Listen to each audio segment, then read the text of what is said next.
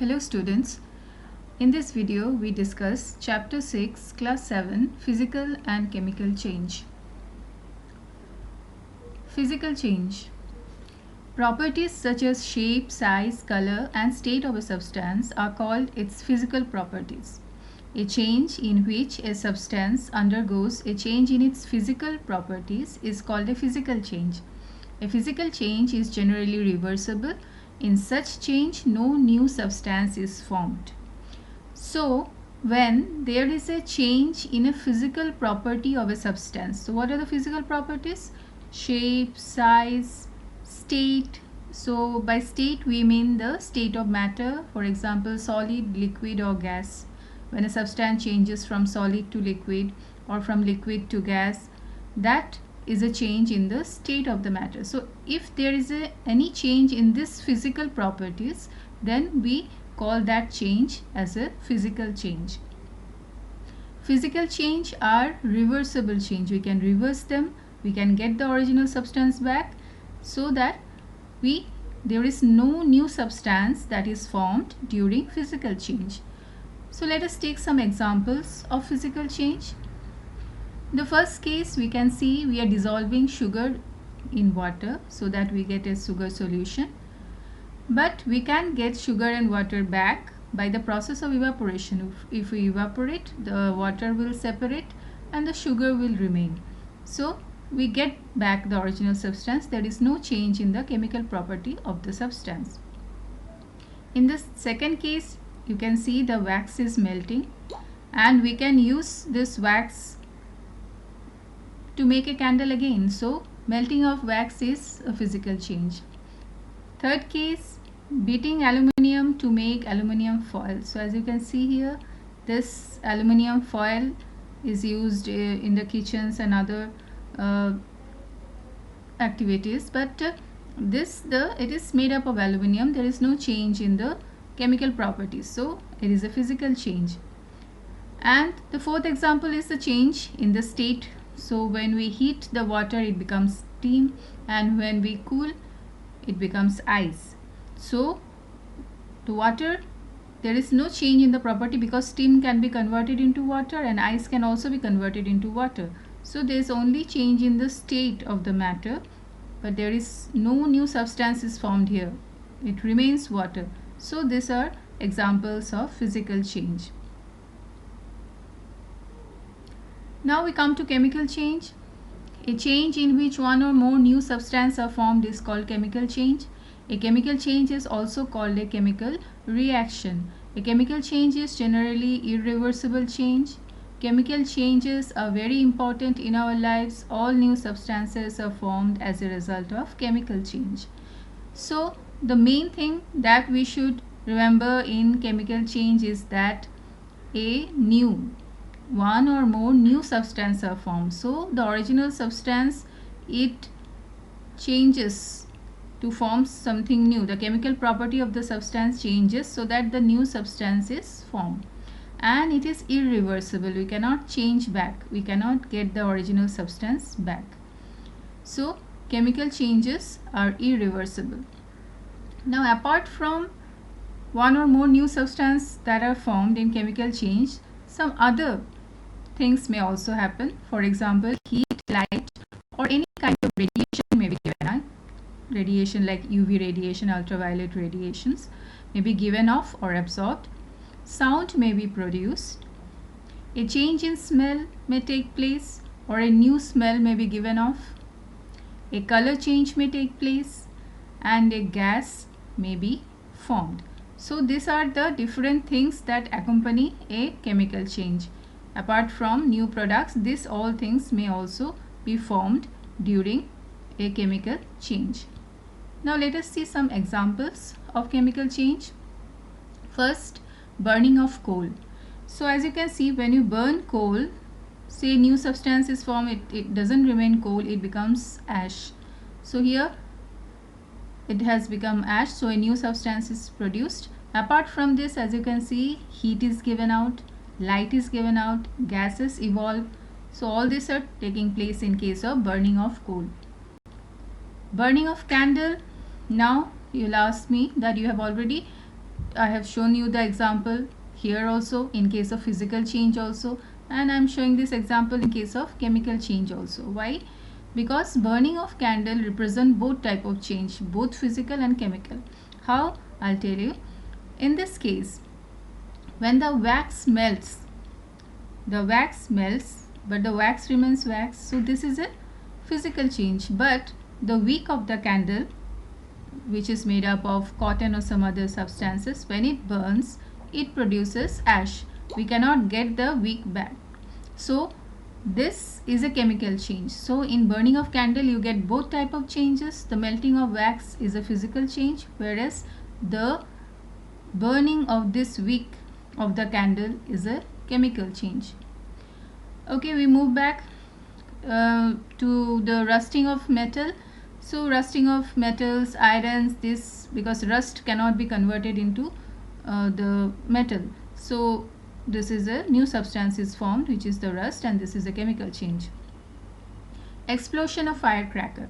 So in explosion of firecracker, as you can see here, the sound is produced, light is produced, heat is produced, everything is produced in this firecracker. All the things that you have studied that are present in a chemical change, you can see here also. Smell is given out, gases are produced. Decomposition of organic matter. So when organic matter decompose, for example this leaves, as you can see, they form humus, so a new substance is formed. Apart from this, what you see here is that the leaf have changed in color. They were green, they have become brown, so they are decomposing. And also you can find smell changes. The smell of a fresh leaf and the smell of decomposed matter is different, so there is a change in smell. Similarly, in case of fruits also, you will find when the fruits ripen, there is a change in smell and a change in color also. You can see, mostly you can see the unripe fruit are green in color, but when they ripen they become red or yellow or orangish. Okay, so change in color. So as we had studied in here, different things that accompany a chemical change: formation of new products, heat, light or any radiation given off, sound may be produced, change in smell or a new smell, color change, and gas may be formed. So these are the characteristics of chemical change. Now let us see the main differences between physical and chemical change. Physical change are mostly reversible, chemical changes are not reversible. Physical, no new substances are formed. In chemical change, one or more new substances are formed.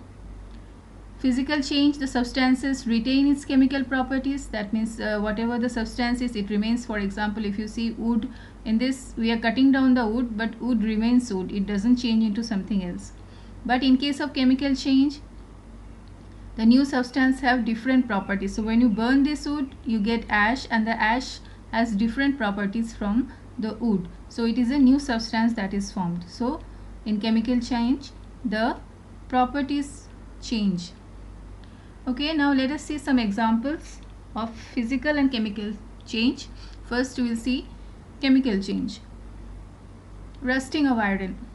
So in this picture, as you can see, this is fresh or new iron, and this is the iron that is, after it gets in contact with air and water, oxygen and water, it forms iron oxide, and that is known as rust. So iron plus oxygen from the air and water, it forms rust, which is basically iron oxide. And rusting is a process that reduces the strength of the iron. So there are different methods by which rusting can be prevented. So let us see some of the method of prevention of rusting, preventing rusting. First is, one simple way is to apply paint or grease. In fact, this coat should be applied regularly to prevent rusting. So on iron objects, a coat of paint or grease can be applied. Then another way is to deposit a layer of metal like chromium or zinc on iron. So a layer of chromium or zinc is deposited on iron substances. As you can see in the diagram, this iron substances are coated in a layer of zinc. This process is known as galvanization. So the process of depositing a layer of zinc on iron is called galvanization. So these are basically these methods. What is the basic scientific procedure behind this method is that when you apply a coat of paint or grease, or when you put a layer of metal like zinc or chromium or iron, the iron does not get in contact with oxygen and water, because for rusting oxygen and water is required. So when we put a coating of this substance, either it is paint or grease or metal like zinc or chromium, iron does not get in direct contact with oxygen and moisture or water, and therefore no rusting take place. Another example of chemical change, because we also call it as chemical reaction. So another example of chemical reaction is the burning of magnesium iron. So magnesium ribbon is when it is burnt, it burns with a dazzling white light. So magnesium is also used for making the sparklers that are used in Diwali. So in Diwali, when you light up the sparklers, the white light that is produced, that is due to magnesium. So when you burn the magnesium ribbon, you will see a dazzling white light. So it burns with a white light and produces a white ash like substance. This white ash like substance is magnesium oxide. So we can represent this in a particular equation, magnesium plus oxygen, because we are burning it in oxygen. So magnesium plus oxygen produce magnesium oxide. So this is magnesium oxide. You can see the white powder of magnesium oxide. Now this magnesium oxide, if we mix it with water, we get magnesium hydroxide. You must have studied about magnesium hydroxide in acid, bases and salts.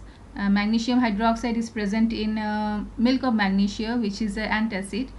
So if we put a red litmus paper in this solution, magnesium hydroxide, you get blue color. This means that it is a base. This shows that magnesium hydroxide is a base.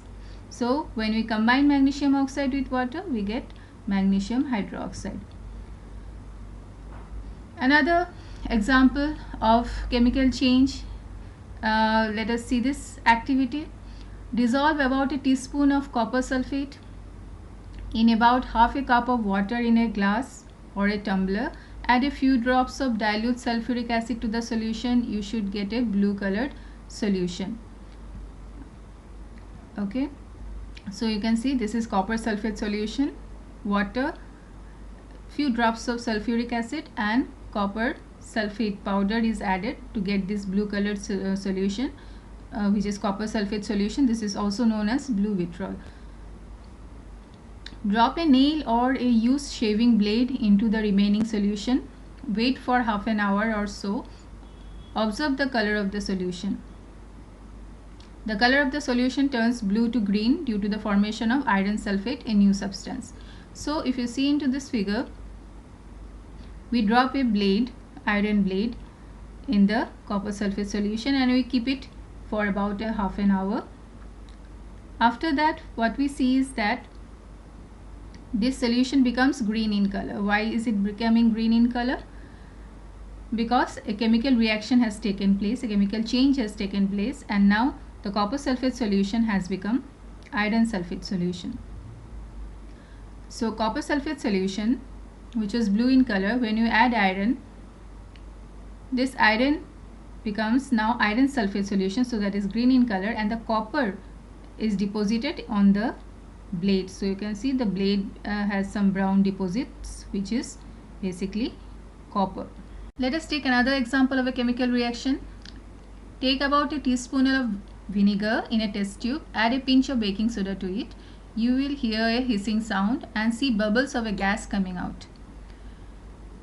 So when you mix baking soda and vinegar in a test tube, we find that bubbles are coming out, and these bubbles are because of the gas that is formed, and that is carbon dioxide. So vinegar, which is acetic acid, plus baking soda, which is sodium hydrogen carbonate, when you mix these two, you get carbon dioxide. The gas formed is carbon dioxide. So you can see the bubbles coming out, this is carbon dioxide. Now how do we know that it is carbon dioxide or not? For that we can do another reaction. So this carbon dioxide can be mixed with lime water. So same reaction, baking soda and vinegar is taken in a test tube. This gas that is coming out, that is collected in a tube, and this tube goes into a lime water. So if carbon dioxide is produced, this lime water will turn milky. So we can see that whenever we mix baking soda and vinegar, you will find that this lime water is turning milky. That means carbon dioxide is formed. Now why is it turning milky? Because of this reaction. When carbon dioxide mixes with lime water, it forms calcium carbonate, and that is why the water becomes milky. Calcium carbonate mixes with water to give it a milky texture. So that is why this turns milky, and this is one of the tests that is used to find out whether carbon dioxide is being given out or not. Now let us take an example of a physical change. Crystallization. So what is crystallization? Large crystals of pure substances can be formed from their solutions. The process is called crystallization, and it is an example of physical change. So let us see how it is a physical change. So when crystals are formed from their solution, that is a crystallization. So let us see how the process of crystallization is done. Take a cup full of water in a beaker and add a few drops of dilute sulfuric acid. Heat the water. When it starts boiling, add copper sulfate powder slowly while stirring continuously. Continue adding copper sulfate powder till no more powder can be dissolved. Filter the solution, allow it to cool. Do not disturb the solution when it is cooling. Look at the solution after some time. You can see the crystals of copper sulfate. So basically what is done is that copper sulfate powder, a few drops of sulfuric acid and water is mixed to form this copper sulfate solution. Then we have to add copper sulfate until it stops dissolving. That means we have to form a saturated solution of copper sulfate. Then we will keep it undisturbed. We will not touch it for some times, and after some times you can see these crystals, this will deposit at the bottom of this beaker crystals. So basically this, as you know, copper sulfate solution, from copper sulfate solution this copper sulfate crystals are formed. So there is no change in chemical properties. So that is why this is a physical change. So these are the examples of physical and chemical changes. Thank you.